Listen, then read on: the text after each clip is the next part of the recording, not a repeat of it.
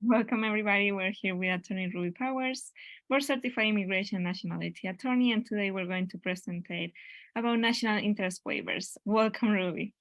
Thank you, Eliana. So we're a full service immigration law practice in Houston, Texas, but we have global reach because it's federal immigration. And we wanted to talk to you about the national interest waiver because it is a really great opportunity for individuals who meet the qualifications to have a legal permanent residency green card without even needing a job offer, and it waives. The reason why it's called a waiver is because it waives the labor certification, which is normally needed to provide legal permanent residency based off of work. And in this case, it waives it because you meet these other requirements in meeting the national interest. Let me walk you through what that really looks like. So to be able to do that, you need to be able to demonstrate that your employment would benefit the United States. And the requirements have changed over the years, sort of been clarified and things like that. So the very first step, you'd have a consultation with an experienced immigration firm. And here at Powers Law Group, we've helped a lot of people, individuals and their families with the national interest waiver. And we'd evaluate their resume or CV and make sure if they're eligible, or maybe they'd be give them some suggestions on how they'd be eligible in the future. And a lot of times, when people have their resume, they don't list everything or they don't update it if they've been in the same place for a long time. And so in this case, you want to brag, you want to mention everything, and we have to, part of it is we're a bridge. We're a bridge of you telling us what you do, and we have to find a way to make that as understandable and convincing as how it meets the requirements. So we also, we would start by the consultation evaluation, and then if we proceed, the very first step is to be working on the I-140. And, it's really important that we have to establish a few things. So the best way to look at it is you either need to have an advanced degree or exceptional ability. And then you need to have 3 of the national interest waiver criteria. So let's walk through what that means. So advanced degree. So an advanced degree is usually meaning beyond the bachelor degree. And so we're usually talking master's or PhD, something along those lines. So that one's a little bit easy to understand. But, and you need to make sure you have the foreign degree equivalent. So there are some companies in the United States that will provide a review and give you the equivalency of those degrees, because sometimes a degree in a foreign country might be considered less than about an advanced degree in the United States, but it can be compensated with work experience, as we'll mention in the next slide. But this is something that needs to be done immediately if the degree wasn't done in the United States, to make sure that it meets the qualifications. If you don't have an advanced degree, then you would need to have the equivalent of a master's, which is a U.S. bachelor's or foreign equivalent, and at least 5 years of progressive experience. And progressive means progressively getting more complicated and advanced in your progression in your career. So again, to recap, you either need to have the advanced degree or equivalent, right? Or the equivalent of it through a bachelor's plus 5 years of progressive experience. Okay, so that seemed to be relatively self-explanatory. And so then we move over, but if you don't have the education part, right, then you can claim exceptional ability. So this is what I would call B. So it's either all that education stuff or exceptional ability. Now, sometimes people might meet the exceptional ability because they went off and got all this experience, or maybe they moved quickly through their career path and didn't have all the other educational background. But so the exceptional ability, a degree of experience significantly above ordinary encountered in the aliens profession.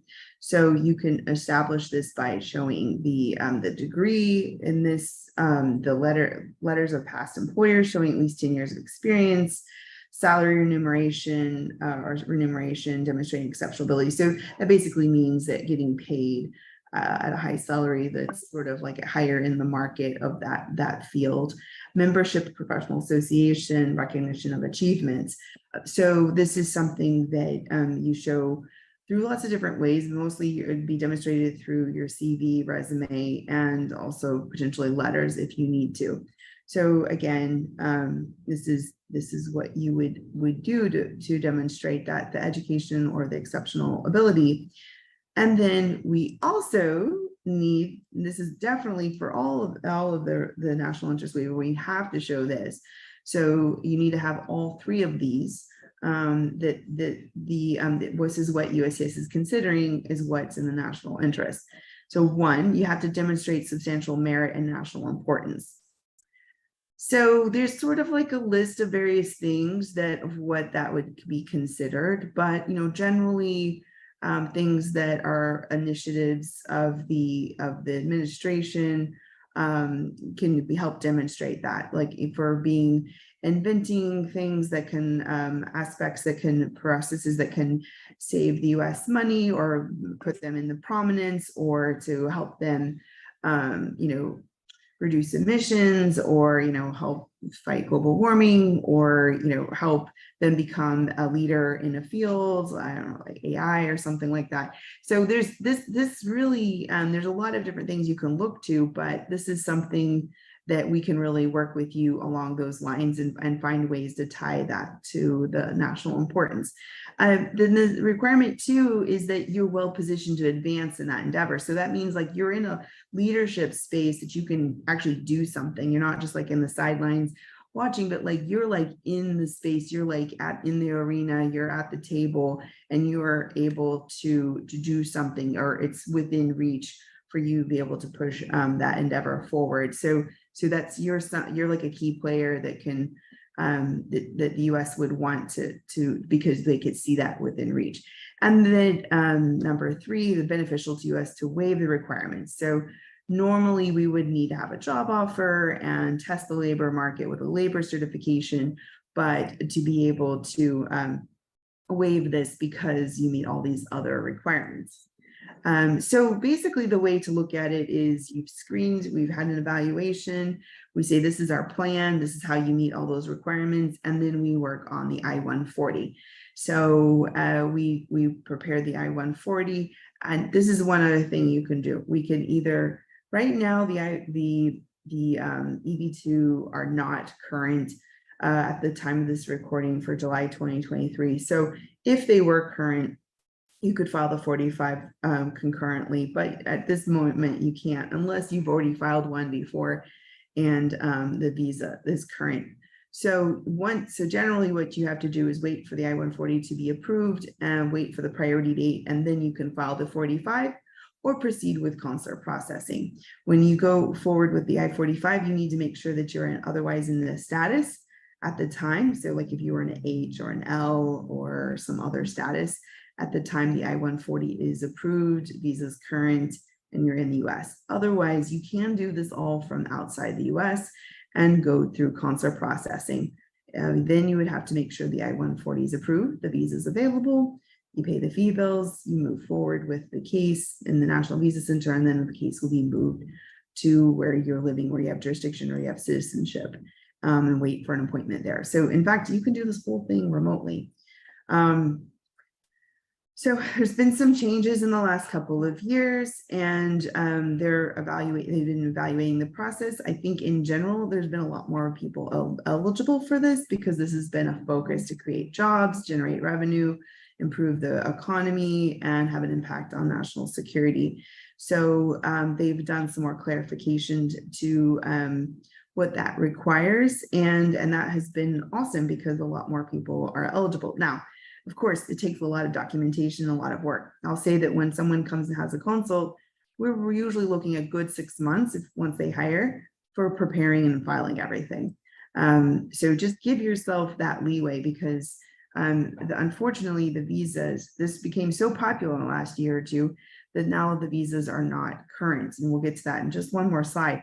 But the one good thing is that you can premium process it. But the funny thing is now that you can premium process it, initially you can't, the visa is not available immediately. So go figure. Because all of last year we were watching the premium processing was gradually becoming more available. So there's definitely been a lot of interest in this space. Okay, so if you want a premium process, then the filing fee is $2,500, the form's I-907, and you would get a decision within about 15 calendar days. Now, the thing about that is they could give you a request for evidence, they could ask more information. It doesn't necessarily mean that they're going to approve it right away. It just means they're going to move it forward, adjudicate some decision. And so that could be the request for evidence. It could be a denial. We don't usually see that, but it's usually a request for evidence or approval to get that. And so that is nice to know, because then you have that peace of mind.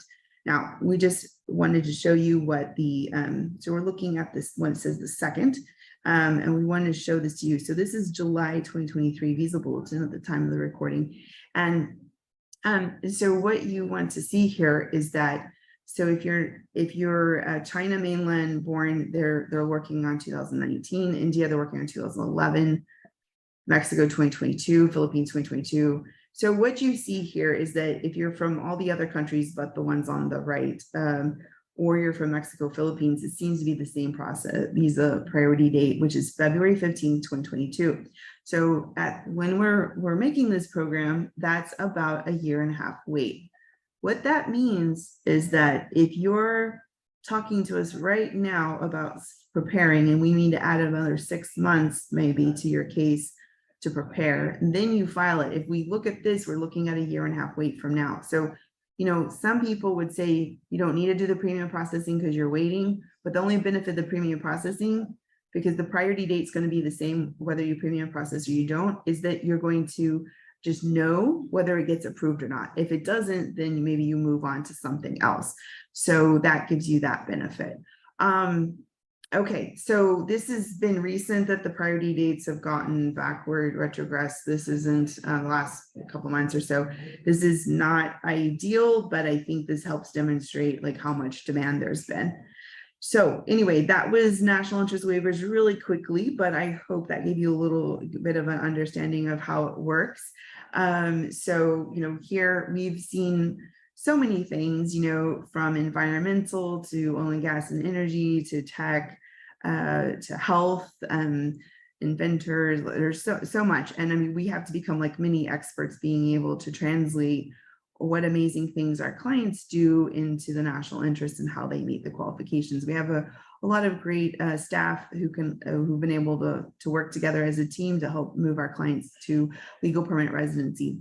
And one thing I didn't mention is that once the I-140 is approved and the visa is available, then spouse and children under 21 who were listed and or have that relationship at the time of the I-140 approval can go ahead and file either the 485 or the MBC. So that does benefit your family. And that's another thing to note, watching the age of children, making sure that they're under 21 and unmarried at the time, so that you can move forward. Because even it's when the I-140 gets approved, you really want those children under 21 to be able to finish the rest of the green card process, because it can get really difficult in terms of them aging out. So that's another story for another day. But if you have any questions about national interest waivers, please give us a call, and we'll go ahead and walk you through this. So what else are we talking about in July, Ileana, and how can people stay in touch with us? Okay, so I hope you can see us next week with the safe deportation.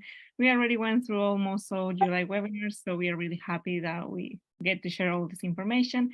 And you can find us in all social media platforms, and you can also join us in our newsletter that we send on Tuesdays, so you can be updated with all the latest information about immigration. You can also contact us through the email, and also you can give us a call if you have any requests or immigration consultation.